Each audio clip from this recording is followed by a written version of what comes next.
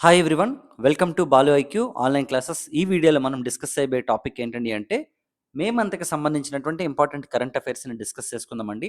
So, మీకు current అఫైర్స్‌కి సంబంధించినటువంటి daily current affairs ఏవైతే ఉంటాయో, అవి నేను మీకు మోస్ట్‌లీ ల్యాప్‌టాప్‌లో చేసి పోస్ట్ చేస్తాననమాట. డెఫినిట్‌గా మీకు ల్యాప్‌టాప్‌లో పోస్ట్ చేయడం వల్ల మీకు కంటెంట్ అనేది క్లియర్ కట్‌గా కనిపిస్తుంది. ఓకే. సో, అలాగే నెక్స్ట్ ఏంటంటే, దీనివల్ల మీకు ఎక్కువ అడ్వాంటేజెస్ కూడా ఉంటాయనమాట. అది మీకు త్వరలోనే తెలుస్తాయి. మరి మిగతా సబ్జెక్ట్స్ ఏవైతే ఉంటాయో వాటిని మీకు డిజిటల్ బోర్డ్ మీద ఎక్స్‌ప్లెయిన్ చేయడం జరుగుతుందండి మన యూట్యూబ్ ఛానల్‌లోని. అలాగే యాప్‌లో కూడా ఫుల్ ఫ్లెడ్జ్డ్‌గా మీకు డిజిటల్ బోర్డ్ మీద క్లాసెస్ అయితే ఉంటాయన్నమాట కంప్లీట్‌గాను. ఒకవేళ మీరు గనక ఎవరైనా సరే నేను చెప్పినటువంటి హిస్టరీ, పాలిటీ, ఎకానమీ సబ్జెక్టులు కావాలని అనుకుంటే ఓకేనండి, మన బాలు ఐక్యూ యాప్‌ని మీరు గూగుల్ ప్లే స్టోర్‌లోంచి డౌన్‌లోడ్ చేసుకోండి. మీరు డౌన్‌లోడ్ చేసుకోవడం వల్ల మీరు హిస్టరీ, పాలిటీ, ఎకానమీ లాంటి కంటెంట్‌తో పాటుగా మీరేమైనా సరే ఫుల్ కోర్సెస్ కావాలనుకుంటే కూడా తీసుకోవచ్చండి. మనకి గ్రూప్ 2 గాని, ఎస్ఐపీసీకి సంబంధించి కానీ, ఎండోమెంట్ ఎగ్జామ్స్‌కి సంబంధించి కానీ ఎలాంటివైనా సరే మీకు ఫుల్ కోర్సెస్ అందుబాటులో ఉన్నాయి. ఇంకా మరిన్ని కోర్సెస్ కూడా మనం తీసుకురావడం జరుగుతుంది. మరి ఫస్ట్ క్వెషన్ చూద్దామండి. లడఖ్‌లో భారతదేశం యొక్క మొట్టమొదటి జియో థర్మల్ పవర్ ప్లాంట్‌ని ఏర్పాటు చేయడానికి ఏ సంస్థతో ఒప్పందాన్ని 5 ఏళ్ల పాటు పొడిగించడం జరిగిందనమాట. ఇప్పుడు ప్రెజెంట్ తీసుకుంటే మనకి పోగా అనేటటువంటి ఒక లోయ ఉందనమాట లడఖ్ దగ్గరలోని. సో, ఆ లోయ దగ్గర అనమాట మనకి జియో థర్మల్ పవర్ ప్లాంట్ అనేది మనకి ప్రారంభించడం జరుగుతుందనమాట. ఇండియాలో first time geothermal power plant start అవుతుందండి. మరి ఈ ఒప్పందం ఎవరితో జరిగిందంట? డీఆర్‌డీఓనా? ఓఎన్‌జీసీనా? ఇస్రోనా? బెల్లా అంట? బీహెచ్‌ఏఎల్ అంటే మనకి ఓఎన్‌జీసీ అండి. ఓఎన్‌జీసీ అంటే మనకి oil and natural gas corporation అనమాట. ఇదొచ్చేసి మనకి 14థ్ ఆగస్టు 1956లో స్టార్ట్ అయిందండి. ఓఎన్‌జీసీ మనకి వీళ్ళతో అనమాట స్టార్ట్ చేశారు. మరి డీఆర్‌డీఓ అంటే ఏంటమ్మా? మనకి defence research development organisation. ISRO అంటే మనకి Indian space research organisation. BHAL అంటే మనకి భారతీయ హెవీ ఎలక్ట్రికల్ లిమిటెడ్ అనమాట. ఒకసారి చూద్దామండి. 14,000 అడుగుల కంటే ఎక్కువ ఎత్తులో ఉన్నటువంటి పూగా లోయలో లడఖ్ భారతదేశపు మొట్టమొదటి భూ ఉష్ణ విద్యుత్ ప్లాంట్‌ని అభివృద్ధి చేస్తుంది. మరి దీన్ని ఎవరండి ప్రారంభిస్తారంటే మనకి ఓఎన్‌జీసీ వాళ్ళు దీన్ని డెవలప్ చేస్తారండి. దీనికి నాయకత్వం వహిస్తుంది కూడా మనకి ఓఎన్‌జీసీనే. మరి ఇందులో భాగంగా మనకి 1 మెగావాట్ పైలట్ ప్లాంట్. జనరల్‌గా పైలట్ ప్లాంట్ అంటే అర్థం ఏంటి వాస్తవానికి తీసుకుంటే మనకి ఏదైనా ఒక ప్రాజెక్ట్‌ని గవర్నమెంట్ ప్రారంభించాలనుకున్నప్పుడు మొత్తం ఫుల్ ఫ్లెడ్జ్డ్‌గా స్టార్ట్ చేయకుండా ఏం చేస్తారంటే దాన్ననమాట ఒక డెమోలాగా ప్రారంభిస్తారనమాట. అంటే దీన్ని ఎలా ఉంది? దీని యొక్క పనితీరు ఎలా ఉందనేది పైలట్ ప్రాజెక్ట్‌గా స్టార్ట్ చేసి దాని రిజల్ట్ చూసిన తర్వాత దాన్ని బట్టి ఫుల్ ఫ్లెడ్జ్డ్‌గా ఇంప్లిమెంట్ చేస్తారనమాట. అలా పైలట్ ప్లాంట్ అనేది ఫస్ట్ ఒక మెగావాట్‌కి అనమాట చేస్తున్నారండి. మరి ఎక్కడేంటంటే మనకి పోగా వ్యాలీ అండి. అలాగే తూర్పు లడఖ్‌లో అనమాట. అయితే రీసెంట్‌గా అక్కడ ఉన్నటువంటి లెఫ్టినెంట్ గవర్నర్ ఎవరైతే ఉన్నారో అతనితో అనమాట ఒక ఎంఓయూ కూడా కండక్ట్ చేసుకున్నారనమాట. ఒక 5 ఏళ్ల పాటు పొడిగించారండి దీనికి సంబంధించి. ఎంఓయూ అంటే మనకి మెమరాండమ్ ఆఫ్ అండర్‌స్టాండింగ్ అనమాట. మరి దీన్ని ఎవరు అభివృద్ధి చేస్తారంటే ఓఎన్‌జీసీ ఎనర్జీ సెంటర్ వాళ్ళు చేస్తారనమాట. అలాగే లడఖ్ పరిపాలనా శాఖ. అంటే మనకి ఎవరొస్తారు? లెఫ్టినెంట్ గవర్నర్ వస్తారనమాట. మరి మైలురాళ్ళు అంటే వీళ్ళ యొక్క మైల్‌స్టోన్ ఏంటంటే ఇప్పటికీ ఇండియాలో అత్యంత లోతైనటువంటి 1000 మీటర్స్ జియోథర్మల్ బావిని కూడా ఆల్రెడీ తవ్వారనమాట. జియోథర్మల్ అనేది చాలా చాలా ఇంపార్టెంట్ కాబట్టి ఈ పవర్ ప్లాంట్ మన ఓఎన్‌జీసీతోననమాట ఫస్ట్ టైమ్ ఇండియాలో ప్రారంభించడం జరుగుతుందండి లడఖ్‌లోని. సో, కాబట్టి దీని మీద మనకి ఎగ్జామ్‌లో క్వెషన్ వచ్చే అవకాశం ఉందనమాట. ఇక్కడ ఒకసారి చూసుకోవచ్చు మీరు. లడఖ్ అనేది కేంద్రపాలిత ప్రాంతం. మనకు ఆల్రెడీ తెలిసినండి ఆర్టికల్ నంబర్ 317 2019లో రద్దు చేసిన తర్వాత మనకు లడఖ్‌ని కేంద్రపాలిత ప్రాంతంగా ఏర్పాటు చేయడం జరిగింది జమ్మూ కాశ్మీర్‌తో పాటుగా. సో, భారతదేశం యొక్క మొట్టమొదటి జియో థర్మల్ పవర్ ప్లాంట్‌ని ఏర్పాటు చేయడం కోసం అక్కడ లెఫ్టినెంట్ గవర్నర్‌తో పాటు ఓఎన్‌జీసీ కొన్న ఒప్పందాన్ననమాట మనకి ఒక 5 ఏళ్ల పాటు పొడిగించారు. ఇప్పుడు చెప్పాం కదా! ఎంఓయూ అంటే మనకి మెమరాండమ్ ఆఫ్ అండర్‌స్టాండింగ్. నెక్స్ట్ చూడండి, డాటా స్వరాజ్ అనే భావన ఏ చర్చా వేదికకి సంబంధించింది? డాటా స్వరాజ్ పేరులోనే ఉందండి. డాటా అనే పేరు ఉంది కదా! మరి చూద్దాం ఒకసారి. Bharat digital Samvad, global digital summit, national cyber security forum none of the above ఉంటే మనకి ఓకే. భారత డిజిటల్ సంవాద్. ఓకేనండి. ఇండియన్ డిజిటల్ సంవాద్‌కి సంబంధించిందండి. భారతదేశంలో డిజిటల్ ఎకానమీ అనేది చాలా మనకి డ్రాస్టిక్‌గా పెరిగిందనమాట కంపారిటివ్‌లీ. ఎప్పుడంటే మనం చెప్పాలంటే 2016 నవంబర్‌లో మనకి ఎప్పుడైతే మనకి డీమానిటైజేషన్ జరిగిందో, నోట్ల రద్దు జరిగిన తర్వాత మనకి ఫిజికల్ కరెన్సీ అనేది ఉపయోగించడం తగ్గించి మనం ఓకేనండి. మనం డిజిటల్ కరెన్సీతో పాటు మనం అలాగే ప్లాస్టిక్ కరెన్సీ అంటే cards, credit cards, debit cards కూడా వాడటం జరిగిందనమాట ఎక్కువగాను. ఆ తర్వాత మనం పీఓఎస్ అంటారు. మనకి పాయింట్ ఆఫ్ సేల్ కూడా ఉపయోగించడం జరిగిందనమాట. తర్వాత మొత్తం మనకి ఇప్పుడు ప్రెజెంట్ తీసుకుంటే యూపీఐ. ఓకేనండి. మనకి యూపీఐ ట్రాన్స్‌ఫర్‌లు అంటుంటాం కదా! ఏంటంటే మనకి యూనిఫైడ్ పేమెంట్ ఇంటర్ఫేస్ అనమాట. దీన్ని మనకి ప్రారంభించారు. ప్రపంచ దేశాల్లో చాలా దేశాల్లో కూడా మనం యూపీఐని పెట్టడం జరిగిందనమాట. మరి వచ్చేసి మనం తీసుకుంటే ఫోన్‌పే గాని, గూగుల్ పే గాని లేదంటే మనకి ఐఎంపీఎస్ అంటారు. మనకి ఐఎంపీఎస్ అంటే మనకి ఓకే. ఇమ్మీడియేట్ పేమెంట్ సర్వీసెస్ అంటామంట మనకి. మనం ఏదంటే మనకి ఇంటర్నెట్ బ్యాంకింగ్‌లో ఉపయోగపడుతుందనమాట. అలాగే నెక్స్ట్ ఆర్‌టీజీఎస్ అంటారండి. ఆర్‌టీజీఎస్ అంటే మనకి okay. Real time gross settlements అంటారండి. సో, ఇలాంటివన్నీ కూడా మనకి ఇంపార్టెంట్ అనమాట యాక్చువల్లీ. సో, ఇవన్నీ కూడా డిజిటల్ పేమెంట్స్ అనమాట. వీటిని మనం జాగ్రత్తగా ఉపయోగించుకోవాలి. అలాగే నెక్స్ట్ భారతదేశం యొక్క పౌరుల డేటాని బ్యాంకింగ్ సిస్టమ్ అనేది ఎలా ఉపయోగించాలి, అలాగే ఎలా నియంత్రించాలనే దానికి సంబంధించి ఇదనమాట మనకు కేంద్రీకృతమైంది భారత్ డిజిటల్ సంవాద్. చాలా చాలా ఇంపార్టెంటు. మరి భారతదేశంలో మనకి బ్యాంకింగ్ సిస్టమ్‌ని కంట్రోల్ చేసేది ఎవరంటే మనకి రిజర్వ్ బ్యాంక్ ఆఫ్ ఇండియా అనమాట. సో, డిజిటల్ బ్యాంకింగ్ అనేది మనకుంది. ఇండియాలో మనకి డిజిటల్ ఇండియా ప్రోగ్రామ్ కూడా మనకి స్టార్ట్ చేయడం జరిగిందనమాట. నెక్స్ట్ చూడండి, international day for biological diversity 2026 వేడుకలు నిర్వహించడానికి అంతర్జాతీయ బిగ్ క్యాట్ ఎలియన్స్ అంటే ఐబీసీ అనేది ఏ మంత్రిత్వ శాఖ సహకరించింది?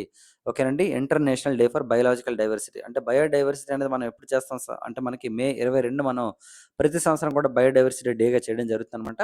మరి ఇది నిర్వహించడం కోసం 2026లో ఓకే. ఐబీసీఏతో భారతదేశంలో ఏ మంత్రిత్వ శాఖ సపోర్ట్ చేస్తుందంట? సాంస్కృతిక శాఖ, పర్యావరణ మరియు అటవీ మంత్రిత్వ శాఖ, లేదా ఎస్ఎన్టీ మంత్రిత్వ శాఖ, లేదా భూ విజ్ఞాన మంత్రిత్వ శాఖ అంటే మనకి పర్యావరణ ఎన్విరాన్మెంటల్ అండ్ ఫారెస్ట్‌కి సంబంధించినటువంటి మంత్రిత్వ శాఖ అండి. వాతావరణ మార్పుల మంత్రిత్వ శాఖ అనమాట సపోర్ట్ చేయడం జరిగింది. ఒకసారి చూద్దామండి. జీవ వైవిధ్య దినోత్సవాన్ని పురస్కరించుకొని పర్యావరణ మంత్రిత్వ శాఖ అంతర్జాతీయ బిగ్ క్యాట్ ఎలియన్స్‌తో కలిపి ఈ కార్యక్రమం నిర్వహించింది. ఒకసారి చూద్దామండి. Acting locally for global impact అంటే ప్రపంచ స్థాయి భావన ఉండాలండి. మరి దానికి చర్యలు ఎలా తీసుకోవాలంటే స్థానికంగా తీసుకోవాలి. ఎందుకంటే మనం ఏదైనా సరే ఒక పనిని నెమ్మదిగా ప్రతిరోజు ఒక అరగంట సేపు చేసినా సరే మంత్‌లో 15 గంటలు జరుగుతుంది ఆ పని. సో, 15 అవర్స్ అంటే ప్రతిరోజు హాఫ్ అన్ అవర్ పాటు కన్సిస్టెంట్‌గా ఒక వర్క్ చేస్తే మనకి 15 అవర్స్ అవుతుంది. ఇయర్‌లో మనం తీసుకుంటే దాదాపు 180 గంటలు ఆ పని చేయగలుగుతాం. జస్ట్ హాఫ్ అన్ అవర్ ఒక రోజులో చేస్తే మనం. అంటే చిన్న చిన్న పనులే మనకి పెద్ద పెద్ద టార్గెట్‌లు మనం రీచ్ అవ్వడానికి మనకి సహకరిస్తాయి కాబట్టి అలా చిన్న చిన్న మార్పులే ప్రపంచవ్యాప్తంగా అత్యంత ప్రభావం చూపిస్తాయని చెప్పడం మనకి దీని కాన్సెప్ట్ అనమాట. జీవ వైవిధ్యం యొక్క క్షీణతను అసలు ఇంతకీ జీవ వైవిధ్యం అంటే ఏంటమ్మా? వాస్తవానికి తీసుకుంటే ఒక ప్రాంతంలోని ఓకే. రకరకాల స్పీసెస్ అంటే మనకి మొక్కలు గాని, పక్షులు గాని, నెక్స్ట్ వచ్చేసి జంతు గాని లేకపోతే అన్నీ అంటే జంతువులకి సంబంధించి కానీ అన్ని రకాల జాతులు గనక ఒకే దగ్గర గనక దొరికినట్లయితే దీన్ని మనం బయోడైవర్సిటీగా చెప్తాం అనమాట. డైవర్సిటీ అంటే అర్థం ఏంటండి? డైవర్సిటీ అంటే రకరకాల ఉండడం అనమాట. డైవర్సిఫికేషన్ అంటే అర్థం ఏంటి? విభిన్నత ఉండడం అనమాట. అంటే రకరకాల జాతుల మధ్య ఉన్నటువంటి విభిన్నతను మనం డైవర్సిటీ అంటామండి. అదే ఒకవేళ బయోలాజికల్‌గా ఉందనుకోండి దాన్ని ఎగ్జాంపుల్ అప్పుడు దాన్ని బయోడైవర్సిటీగా చెప్తాం మనం. మే 22న మనం ప్రతి సంవత్సరం కూడా బయోడైవర్సిటీగా చేస్తామండి. మరి ఆహ్, ఏదైతే మనకి కన్మింగ్ మాంట్రియల్ ఫ్రేమ్‌వర్క్ ఏదైతే ఉందో దీనికి సంబంధించి అనమాట దీన్ని మనం ఇంప్లిమెంట్ చేయడం కోసం 2022 నాటికి ఈ దినోత్సవం మరింత ప్రాముఖ్యతను సంతరించుకుంది.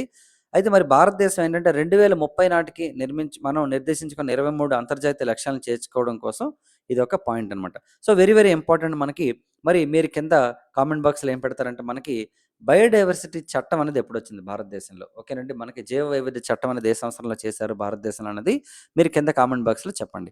నెక్స్ట్ చూడమ్మా మే 26, 2026న ఢిల్లీలో క్వాడ్ మీటింగ్ జరిగిందండి మనకి. క్వాడ్రిలేటరల్ డైలాగ్ సమ్మిట్ అంటారనమాట. ఈ క్వాడ్ విదేశాంగ మంత్రుల సమావేశానికి నాయకత్వం వహించినటువంటి దేశం ఇది. ఇక్కడ గుర్తుపెట్టుకోండి సార్ ఢిల్లీలో జరుగుతుంది కదా! మళ్ళీ నాయకత్వం వహించినవి ఏంటంటే మనకి ఇప్పుడు ప్లేస్ ఒకటి వేరుండొచ్చు. లీడర్‌షిప్ ఒకళ్ళుండొచ్చనమాట. అందుకని ట్విస్ట్ చేసి అడిగారు ఈ question. America, Australia, Bharat, Japan అండి. బట్ ఆబ్వియస్‌లీ ఆన్సర్ వచ్చేసి ఇండియా అనమాట.